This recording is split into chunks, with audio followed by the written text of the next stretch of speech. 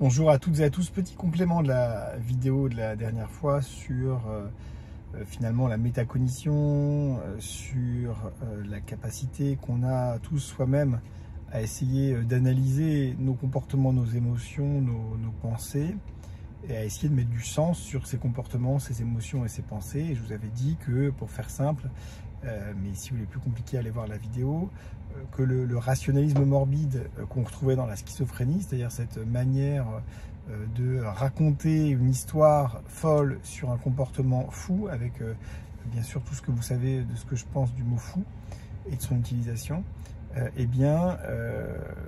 c'était finalement quelque chose qu'on connaissait de manière non pathologique à minima tous les jours dans notre quotidien, c'est-à-dire que on essayait de se raconter des histoires plus ou moins vraies, plus ou moins complètes, pour expliquer nos émotions, nos comportements et nos pensées.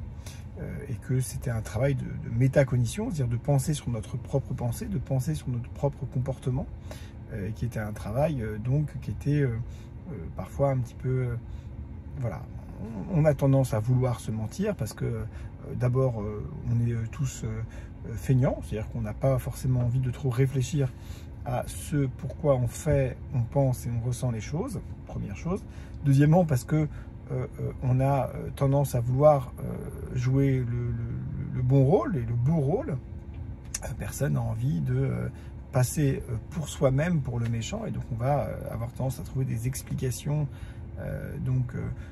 qui nous sont favorables. On va avoir tendance à vouloir expliquer, à vouloir mettre un sens qui va être favorable à nous-mêmes en fait. Donc d'un côté, donc je vous disais, on va avoir la flemme, donc on va aller vite. De l'autre côté, on va vouloir de toute façon des choses qui nous sont plutôt favorables. Donc on a plein de raisons quand on fait un travail de métacognition de se tromper. Et évidemment la raison qui est la plus importante quand on n'est ni flemmard ni qu'on a trop envie de jouer le bon rôle et qu'on fait un travail tout à fait sérieux de métacognition, eh bien c'est tout simplement que les choses sont complexes, elles sont infiniment complexes, et que quand vous croyez que vous choisissez une paire de chaussures et que vous savez pourquoi, en fait le plus probable c'est que vous n'ayez accès qu'à une infime partie des raisons pour lesquelles vous choisissez cette paire de chaussures, ou pour laquelle au restaurant vous allez choisir le menu frites, steak frites, c'est n'importe quoi. Bon. Parce que je veux dire, les choses sont en fait infiniment complexes, et on peut jouer d'ailleurs, c'est assez drôle dans des consultations de coaching là, de jouer à ce jeu de voilà, dis-moi ce que tu as fait là récemment, et puis on va essayer de travailler. Pourquoi tu as fait ça? Mais vraiment n'importe quoi. On prend n'importe quoi, on ne prend pas forcément un truc super compliqué, super important, super émotionnellement engageant, juste un truc de base, quoi.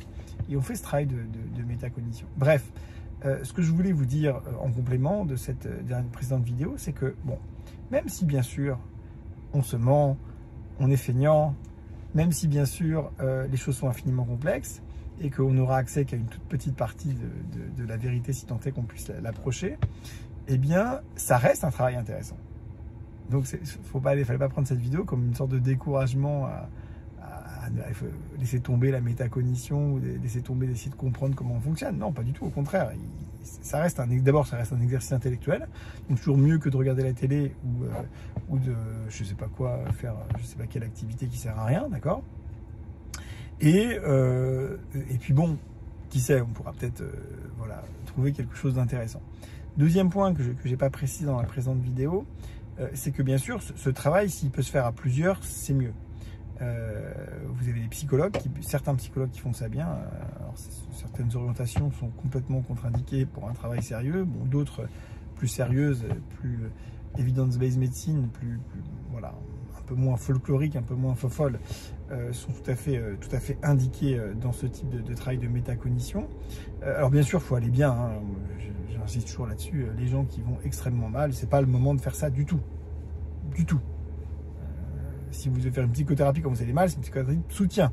C'est surtout pas le moment de vouloir faire des trucs compliqués ou je sais pas quoi. Bon. Ça aussi, il y a des gens qui ont un peu de mal à le comprendre, mais bon, c'est comme ça.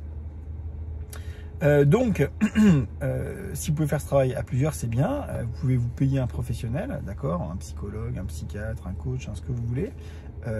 Mais vous pouvez aussi, moi je crois que c'est au moins tout aussi efficace, avoir la chance d'avoir un bon ami. Alors un bon ami, il y a plusieurs bons amis. Il y a le bon ami qui est là pour nous réconforter quand on va pas bien, et ça c'est très utile et c'est très bien, il n'y a pas de problème avec ça. Et puis, mais là c'est pas celui-là dont on va avoir besoin du bon ami qui est quelqu'un qui est relativement exigeant avec vous-même et qui vous faire monter, qui vous faire progresser. Et dans ce cas-là, effectivement, c'est plutôt vers lui qu'il faudra se tourner. C'est-à-dire c'est quelqu'un qui va vous dire non mais là tu as fait n'importe quoi, et voilà pourquoi tu as fait n'importe quoi selon moi, et puis on discute.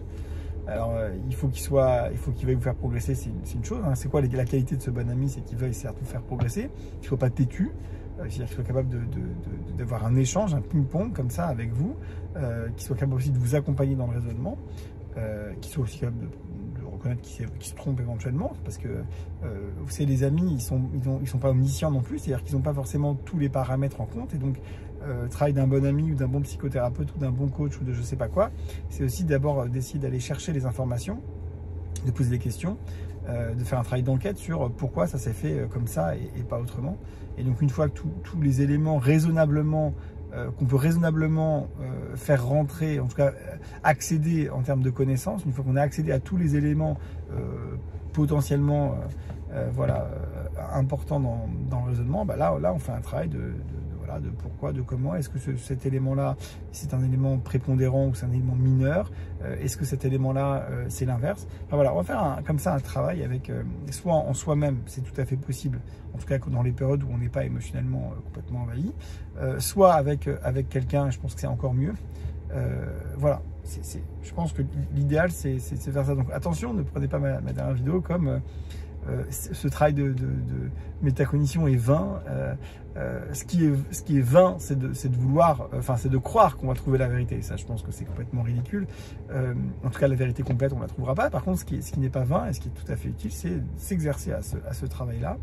Et moi, je remarque que les gens qui s'exercent beaucoup à la métacognition, les gens qui font bien, j'insiste encore une fois, et qui s'exercent beaucoup à la métacognition, eh bien, ils ont cette capacité qui arrive très progressivement et très lentement, d'avoir ce même type de raisonnement, d'abord de plus en plus efficace, mais ça on peut s'y attendre, mais même, et c'est là où je veux en venir, même dans les périodes émotionnellement chargées.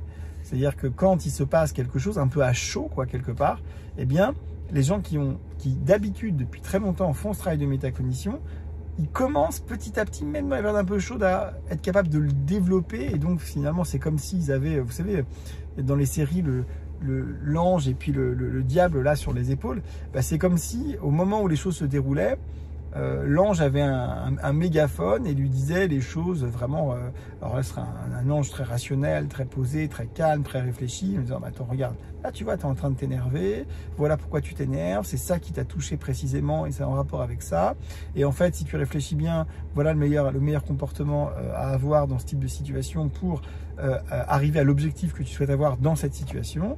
Voilà, vous voyez, bon, c'est un peu ça l'idée, donc attention. Oui, à la métacognition à fond, ça vous savez que je voulais pas que la vidéo soit mal interprétée, oui à la métacognition à fond, et attention bien sûr à ce pseudo-rationalisme morbide qu'on a tous, qui est la flemme, qui est la volonté de vouloir avoir le beau rôle, etc. etc. Si possible, et si c'est nécessaire, faites-vous accompagner dans ce travail. Je vous dis à très bientôt dans une prochaine vidéo. Bye.